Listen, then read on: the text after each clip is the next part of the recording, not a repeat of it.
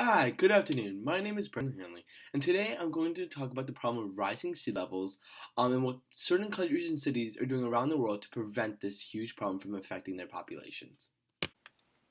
Okay, so before we kind of get into it, let's just kind of go to the question. Are ocean levels really rising? Well, let's see what NASA says. So NASA, they employ some, pretty smart people. They say absolutely water levels are rising. They say that the global sea has rose by nearly 8 inches in the last century alone.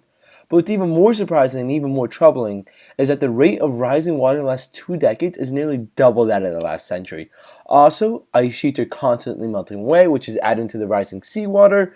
But, on the bright side, soon it will be no longer a possibility of another Titanic occurring. So, so why is this a problem, right? Why are rising sea levels a problem for the world? Well, number one, 40% of the world's population lives within about 60 miles of the ocean. So a lot of people live right close to these sea levels, so huge problem. Number two, it's going to result in less drinking water for people. So rising seawater will seep into freshwater sources, which will contaminate valuable stores of drinking water. Number three, it's going to hurt the economy. Especially, it's going to destroy beachfront economy, which includes the sectors of tourism, and it's going to decimate certain economies. It's also going to hurt wildlife populations. As the beaches erode, animals such as sea turtles and shorebirds will be severely affected. And so, what precautions are being taken from around the world, from different cities and countries? So let's just say the world doesn't come together, right, and they're not able to curb the rising sea levels, and the sea levels continue to rise. So let's look at what Netherlands has done. So the Netherlands, which is about 26 below sea level, which is 26% of the country is below sea level. So obviously rising sea levels are a huge problem for the country. The country actually just recently built a storm surge barrier to protect their most important port. The size of this barrier is the size of two Eiffel Towers laying on their sides. They've also built a fortress of protection. They're constantly constructing larger and better seawalls.